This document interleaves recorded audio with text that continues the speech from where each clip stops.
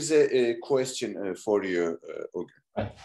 So Nagi's question is, in multiple sequence analysis, muscle is better than cluster W. How do we decide which one to choose? In my experience, cluster W doesn't perform as well as MAFT and muscle. The reason why cluster W is popular is it is one of the earliest tools, and it had a nice graphical user interface so that many people tend to use it still. But in my experience, I would use muscle or MAFT. And if I had a time and if I have computational resources, I would use MAFT rather than muscle. And muscle is also okay, and it's faster, so it is the advantage of muscle.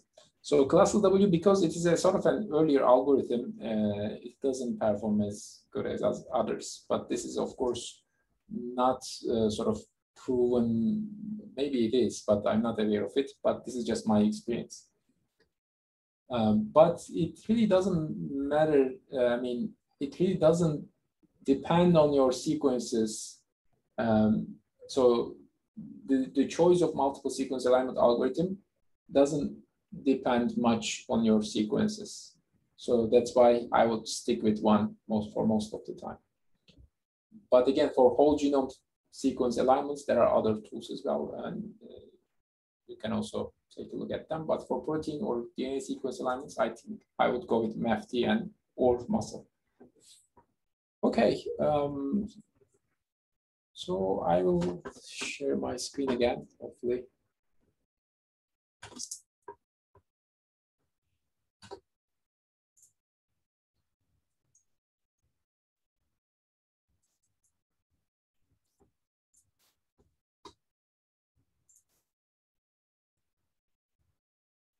Okay, you see my screen, I guess. So actually, for two sort of lectures, we have talked about how to align sequences. But actually, this is, to me, the most exciting, one of the most exciting part, because we can use those alignments to build phylogenetic trees. And I would like to tell you how we do that with different methods. So first, let's jump in directly. There are several sort of evolutionary events that are important. One is the diversity, the other one is mutations, and the third one is obviously selection. And these actually events drive the new organism evolution. And at the end, what we have today is a variety of organisms, and we have a tree of life, and which shows the common origin of the organisms. So I would like to mention about phylogeny versus phylogenetics. So these two terms are not necessarily interchangeable. Phylogeny is a more generic term, and phylogenetic is specific to some fields, I would say. Phylogeny actually is a sort of a tree that describes the evolutionary events, okay? And these evolutionary events are or can be inferred from various sources of information. It could be maybe morphological features. And actually the earlier phylogenies were derived from those features. So you look at the organisms and you just try to relate some of the morphological features, and you try to infer the common ancestor of those traits, and you generate trees. So those trees are not phylogenetic trees, but they are phylogeny-based trees. However, phylogenetics is some sort of a sub-term of phylogeny, which uses genetics to build trees. So that's why we have to be using these terms correctly. So phylogenetics use genetic information. And today it is possible to obtain genetic sequences of organisms because of the genome sequences available, and the cost of sequencing is getting low and low. So that's why I think it is the right time to generate trees with phylogenetics methods. So basically, this is what phylogeny is. Some organisms have common ancestor some years ago, some million years ago, some species. And at the end, this is what you see is basically the sort of a subprimate tree. Another distinction is between dendrogram versus phytogram that we need to also be careful about. So these two trees, the left one is dendrogram, the right one is phytogram. So dendrogram deals with clustering, okay? C and D are clustered together, B is closer to them, and A is an outgroup. So phytogram also does that, but it also shows the sort of evolutionary distances. For example, the branch lengths here are correlated with the distance to the common ancestor of C and D. And the distance between C and D is correlated with the vertical total of the branch lengths, okay? So that's why phytogram and dendrogram are sort of not necessarily the same things. So we have to be carefully using them. Some terms that I would like to give you here is, so some trees are rooted, some trees are not. If this is a rooted tree and this is the root, this is what we call it. And all the other sort of points that connect branches that are called nodes. For example, this node is actually representing the common ancestor of C and D. And all the other endpoints of the branches are called leaves. So each of them is a leaf. And this is the branch length. So this is the distance between this node and D. And what is the distance between C and D? It's going to be distance between C to the common ancestor of C and D plus distance between common ancestor to D. So for example, the distance between A and B would be X plus Y plus Z, okay? So, and one more thing, when you talk about clade, you talk about sort of a group of taxa that are connected to each other. For example, this pinkish rectangle is called a clade.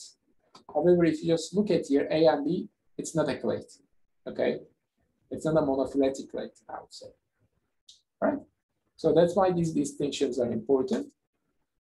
And tree shapes, different tree shapes can represent the same tree. So we have to be careful about, for example, this one, ABCD, or this ABCD, they are basically the same things. And if you just switch this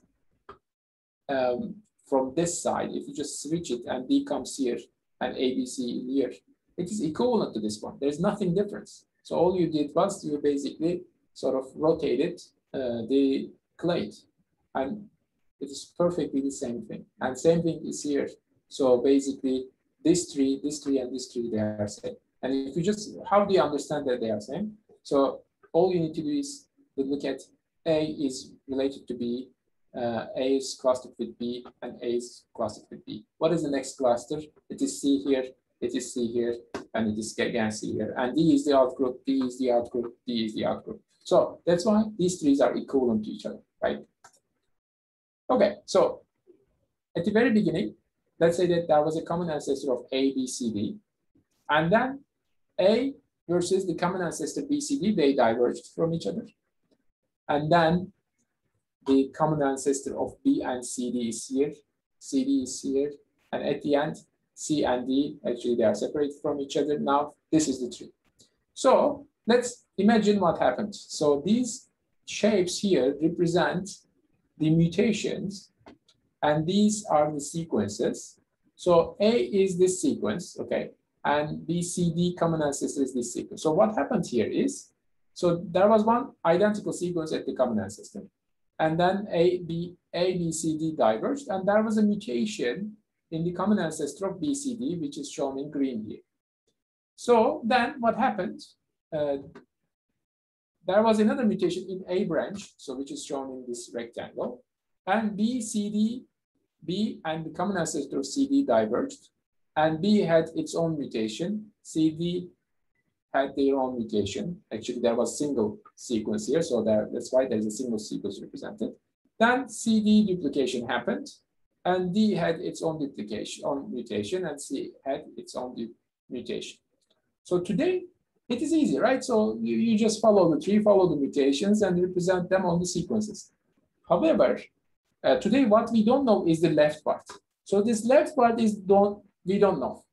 We don't know the evolution history. What we know today is this part. We don't even know these parts. So today what we only observe is this A, B, C, D sequences. We can align them and we can identify these mutations. However, we don't have the evolution history.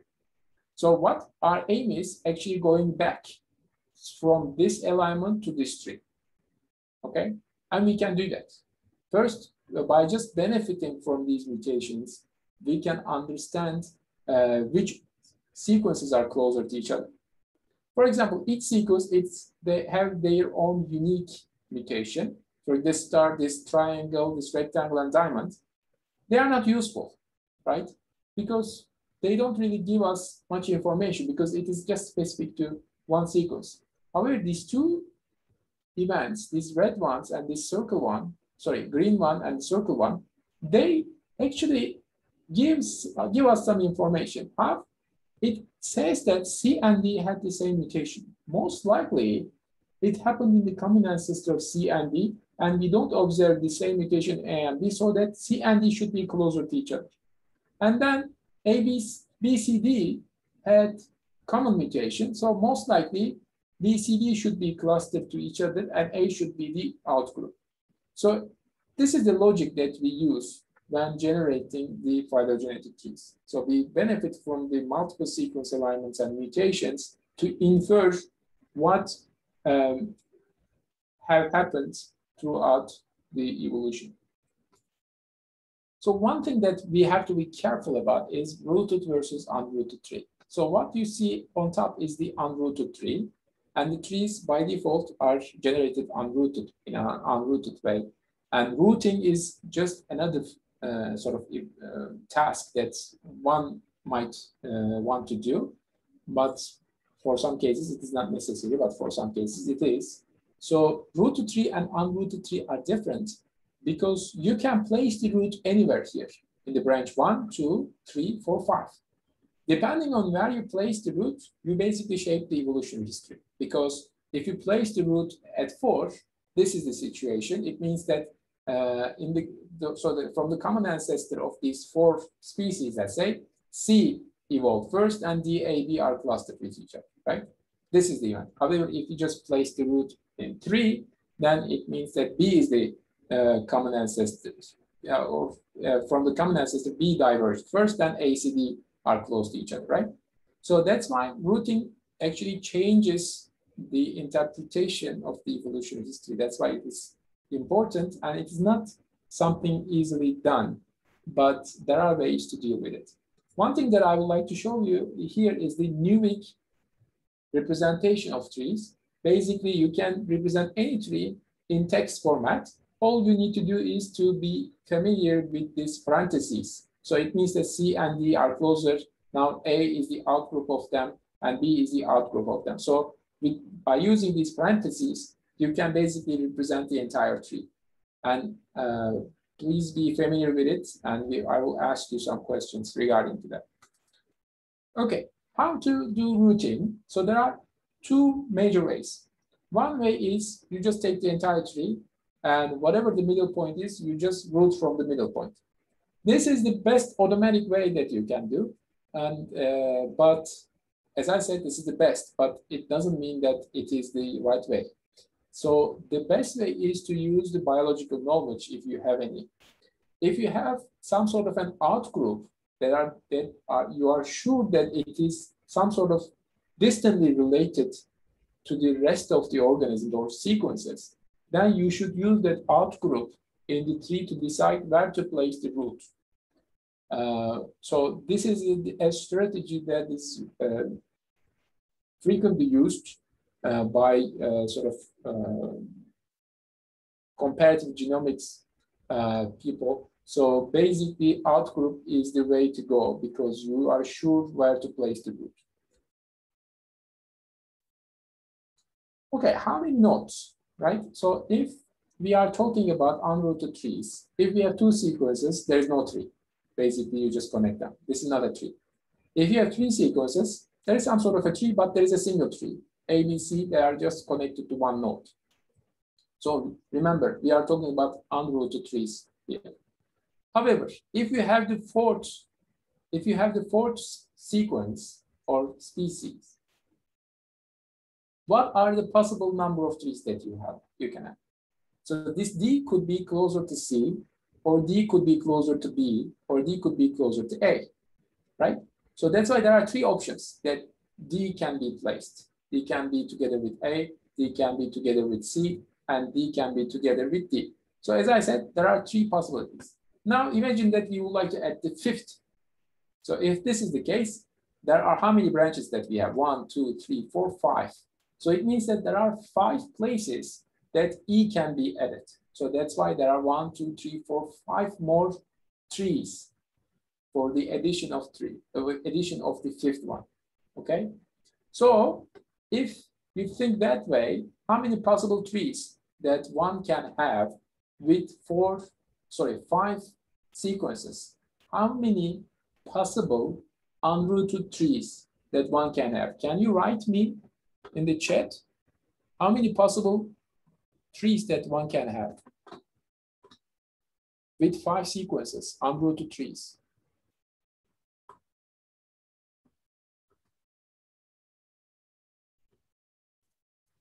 Do you have any idea?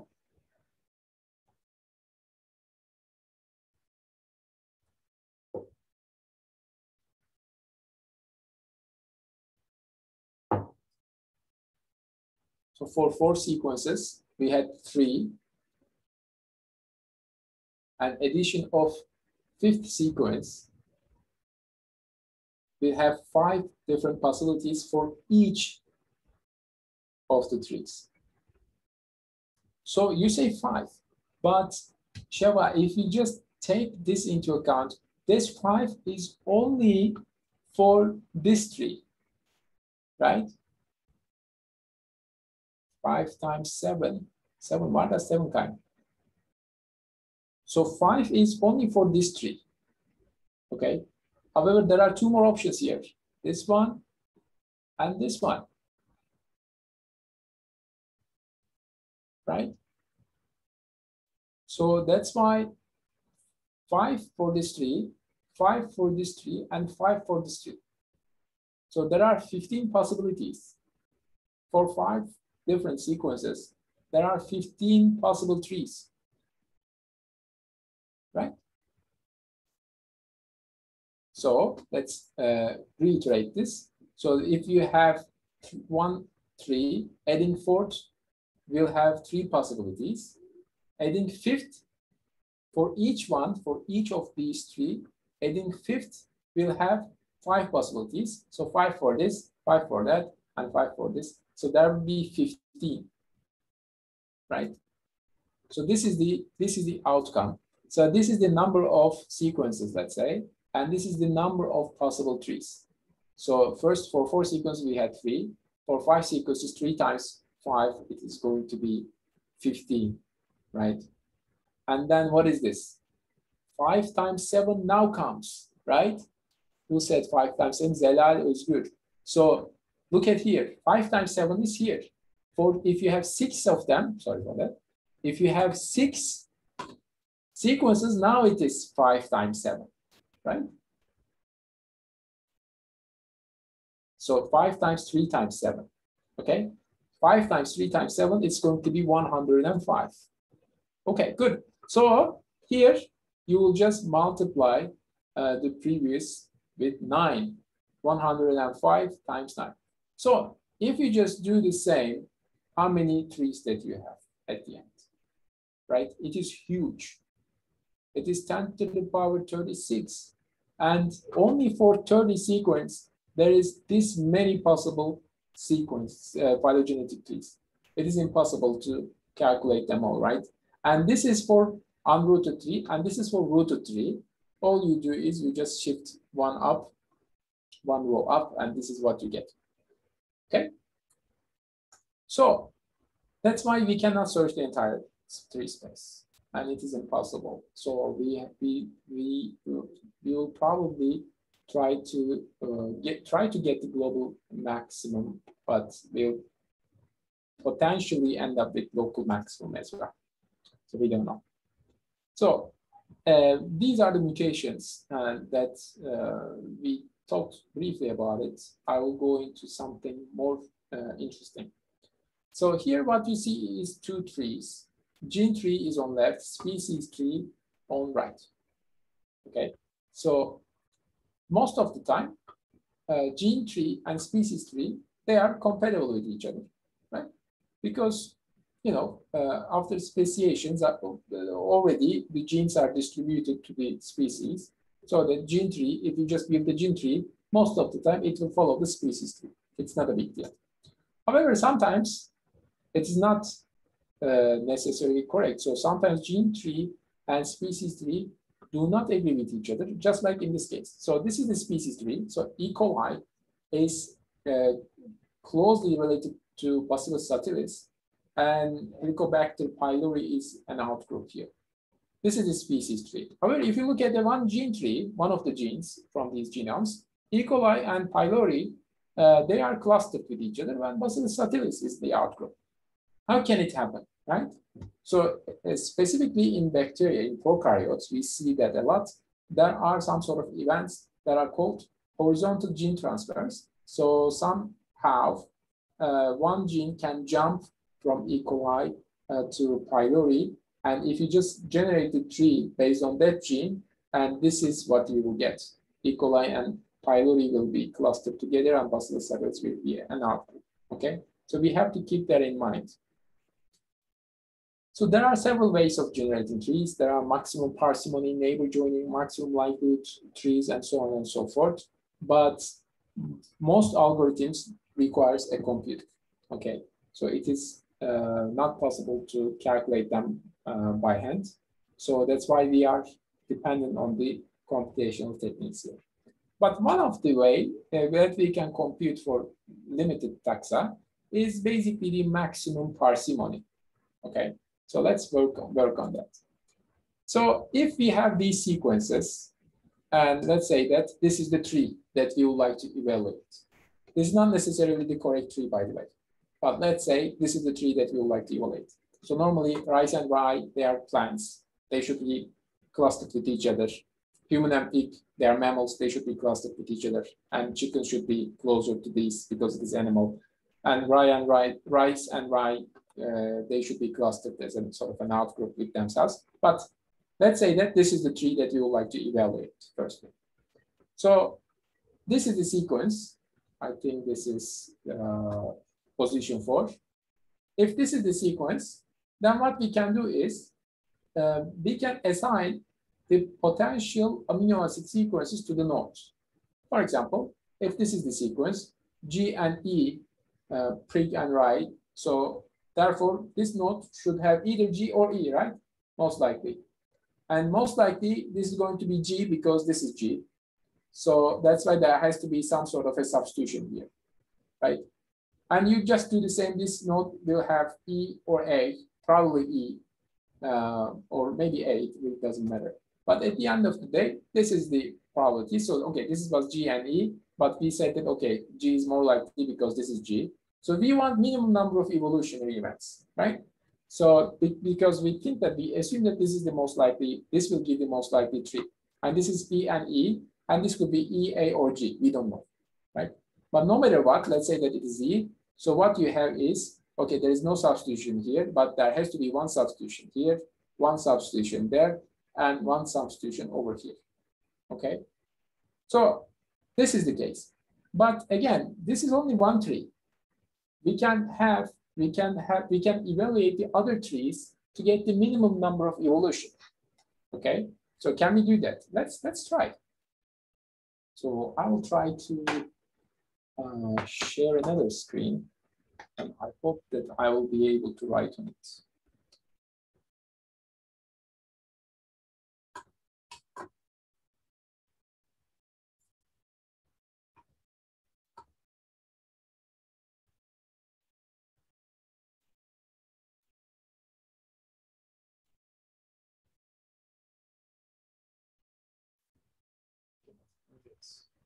Yeah, I found it. Okay.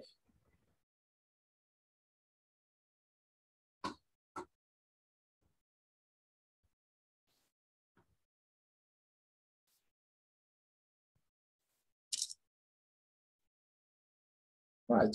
So Do you see my writing? Can one of you say yes?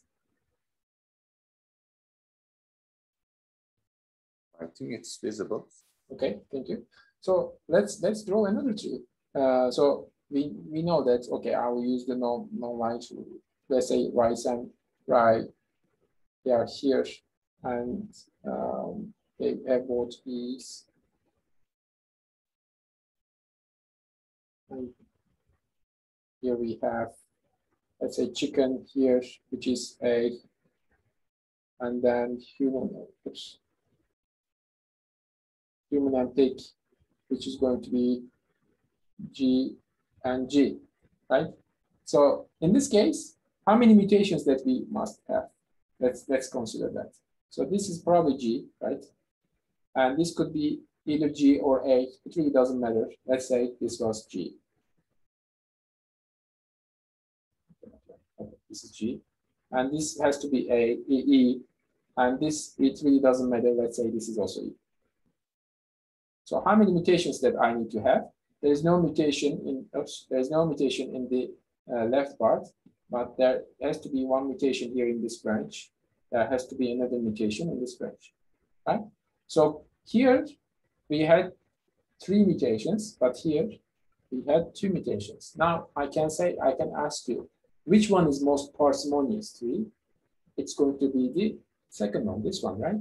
Because now this is the tree that has least number of mutations.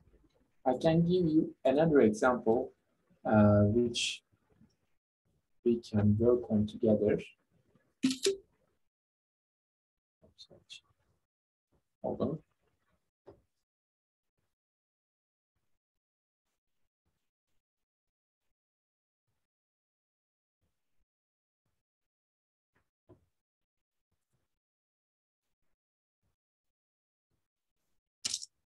Okay, now I am showing you 5 trees, tree 1, tree 2, tree 3. So I'm asking which one is the most parsimonious, right? So first we have to be able to draw these trees. Let's do that. So tree number 1, I am just drawing here. 3 and 4. Right. And now 5. And now 2 and 1. Okay, this is tree number 1. So I'll just draw tree number 2. So 1 is here. 2, 3, 4, and 5. Okay, so basically I use this for tree 1. I use this for tree 2. So let's work on these 2 of them. Okay, so which one is more parsimonious? So if you just look at this first position, they are all A. This is not an informative position. They're all A. So I don't have to consider that. Same for the final one. I don't have to consider this, right? So let's consider the position 2, 3, and 4. So let's say that, okay, 1 and 2, they are C, right?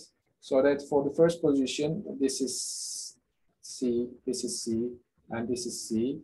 And the rest is A, this is A, this is A, this is A, right? So that's why this is going to be A, this is A, and now this is either A or C. Let's write one of them, let's say A. In this case, this is the place of mutation. So for the first 3, I have 1 mutation for the second position, right? If you just look at here, the tree number 2, 4 and 5 will have A, and 3 here is A. The other one is C and C. It is same here as well. So there has to be at least 1 mutation. Okay, this shows no difference between the first 3 and second 3. And then let's consider this one. Okay, so first one is, this is T. I know that it's going to be sort of complicated, so I will change color. This is T, this is A, and then third one is C. And this is T, this is T. Okay, so this is either, let's say that the common ancestor was T, because I can imagine that this would be T, because this is T, this is T. And then there has to be, okay, this is the T. One mutation here has to be there, and one mutation here. So that's why I write two more mutations for number tree number 1. For tree number 2, let's write them down. 1 is T, 2 is A, 3 is A, sorry, 3 is C, 3 is C, 4 and 5 is T. Okay, then I write, okay, this is T, and this, let's say that this is also T, and this is, let's say also T, and this is T. If they are all T, now another 2 mutations here. So there is no difference between 1 and 2. And finally, if you just look at the third one, let me change the color again. So this is going to be TACTT. So 1 is going to be T, second is A, third one, oh, I already, yeah, no, yeah, hold on. So I'll show you. So I'm just looking at the final one.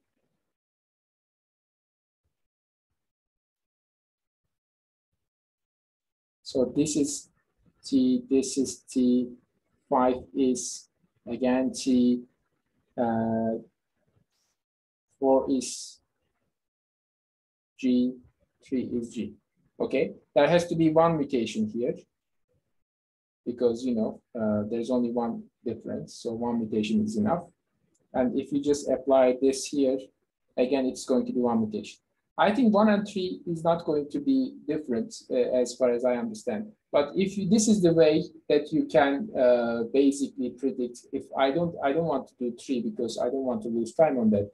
But at the end of the day, if you just measure these possible evolutionary events, so 1, 3 is going to end up with less number of mutations, so that it is going to be the most parsimonious tree.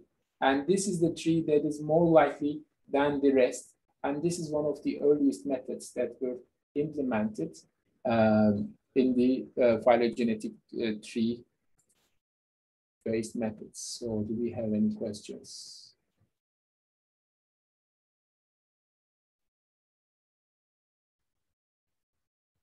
Yes, I said minimum number of evolution. Okay, I will stop sharing and share my presentation back. Oh, we are doing bad on time. Okay, I'll try to be quicker. So this is the most parsimonious tree-based algorithm. And again, some of the sequences, some positions are informative, some positions are not.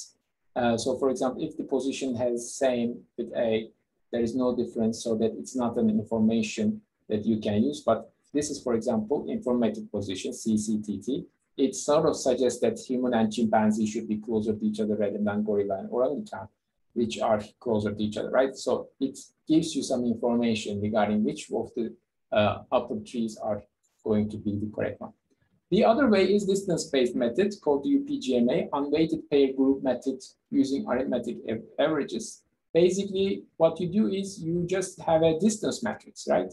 So for example, this is a distance matrix. What you do, you basically look at the minimum distance, which is between A and B. You cluster A and B first, and then you treat that A and B group, remember the profiles that we have, as one lead, okay?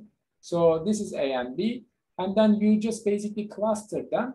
And how do you use, how do you regenerate this second matrix? Is basically you take the average of the distance of C and A and distance of C and B. If you take the average, it's going to be 4. So that's, this is how you just write, this is 4, okay? And then you look at the minimum number, which is between D and E. So you just merge D and E together, A and B together, D and E together, then the minimum values between A, B, and C, and then you just merge them. And this is how you generate the UPGMA tree. However, one disadvantage here is that if the branch lengths are high, is long, or branch lengths are sort of longer, or they are not distributed in normal distribution, so that it can mislead you, because distance metrics do not necessarily correlate with the evolutionary distances. So that's why UPGMA method has some sort of deficiency. To deal with that deficiency, there is another method called neighbor joining, which I will not go into detail again, but neighbor joining method takes care of it, takes care of the unusual branch lengths, so that it is more likely to reveal the correct tree compared to the UPGMA. However, both methods are distance-based. There are also other context-based methods. And one of them, and frequently used one, is called maximum likelihood, okay? And this maximum likelihood tree is basically will give you the one out of many possible trees. What is the most likely tree that represents the multiple sequence alignment, I would say, okay? So one example can be given as here. So for example, this is the multiple sequence alignment, and you have 4 sequences.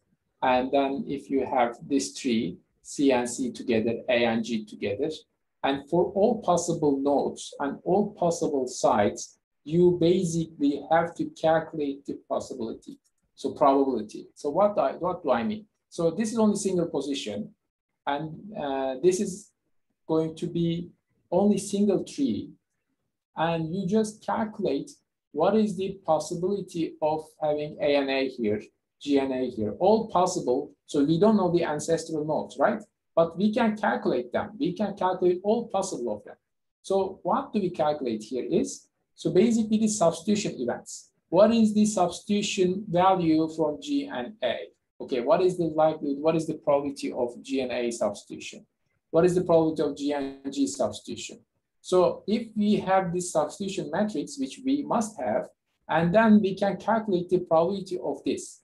But again, this is only for one position and only for one possible tree, okay?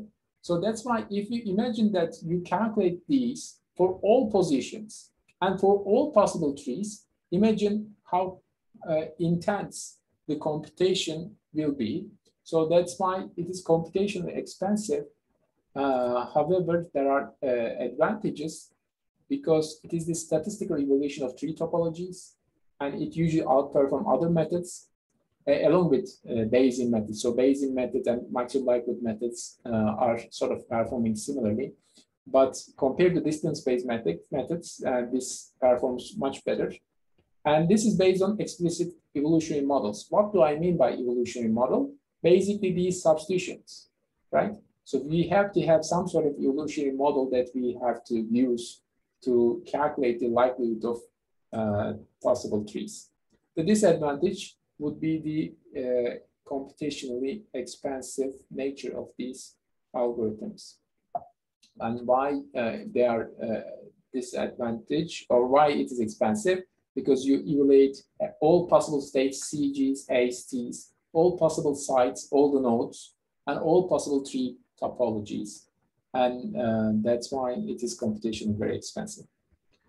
There are some models. We said that, okay, there are some evolutionary models, right? So the earliest models, basically Jukes counter, it says that all A, C, G, T are equally likely to each other. Basically, it is the simplest model.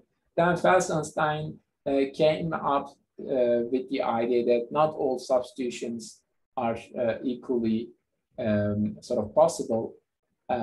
So transversions are not equal to transitions, and so on and so forth. They say that, okay, transitions, there are sort of HKA's 85 model, transitions and transversions have different substitution rates, so that they came up with another. And then another GTR model came up, and it says that all substitutions have different rates. So that's why the models are, some of them are simpler, some of them are more complex. But at the end, we have models for nucleotide substitutions, and we also have models for amino acid substitutions as well. One thing that is important that I would like to mention is bootstrapping. So bootstrapping will give you the confidence level of at how many times that A and B are clustered together, right? So for example, if you just perform some sort of subsampling, basically. So this is the multiple sequence alignment. So you just subsample some of the positions, but one position can be randomly selected more than once. The idea is have the same length of multiple sequence alignment, but it is randomly chosen or randomly selected positions. And if you have more replicates, now you can produce many possible trees. So for example, with this tree, we have one replicate 2, 3, and 4, right? If this is the case, you just look at how many times A and B are clustered together and how many times C and D are clustered together. And then out of 100 or 1000 replicates, you just place the percentage or whatever. It can be from 0 to 1 or from 0 to 100. How many times you observe that A and B are clustered together and C and D are clustered together, right? So these are the bootstrap values. This is another way of example. So what we have here is the data set, the original data set, and this is replicate 1. So if you just pay attention, these show the positions, the site number. For example, this is CTT number 1, then the 5th one is taken, TTT, and 6th one. And again, first one is again selected because this is just random selection. Some of them will not be selected. Some of them will be selected more than once. So that it's the first position is still used. Then we generate a tree. 3 number 2, 3 number 3, and so on and so forth. And sequence A and B are together here. A and B are not together here. And A and B are together here. So at the end of the day, you can have the consensus tree, so which represents the entire space of the tree, and then you just place at how many times, at what percentage A and B are clustered together, and this is going to be your bootstrap value. Bootstrap values are important because no matter what, you will generate a tree, but how do you trust whether this tree is correct or not is the question. So that we have to be careful about. And there is one more thing that I would like to mention. Finally, species tree and gene tree, they are two different things. And generally, gene tree follows species tree, but not always. And there are some gene duplication and gene losses events, okay? So let's say that this is the species tree. B and D, they have common ancestor, A, C, and B and D, they have common ancestor, and E is the outgroup. And this is the gene tree that you have. So let's consider the evolution history of this gene family. What could have happened? So if you have this information, then what you can say is, okay, B should be close with D. However, there is no such a thing. It's interesting. So, and also, if you just look at these two clades, A exists, I mean, gene from A organism, A species exists in both clades, as well as C. They're also in both clades. So what is going on? Most likely, there was a gene duplication event in the common ancestor of these three, and then they are segregated to two clades. And then what happens here is there are two Ds here, but there is no D here. Probably gene, this version of the gene in the organism, in this species, it is duplicated, and we have two versions of D. And this D is actually, this version of the gene got lost. So it was a gene deletion for D here, right? So also gene deletion in E also happened because, you know, if there was gene duplication here, we would expect another E gene here. However, it is not there. So there has to be gene loss for species E.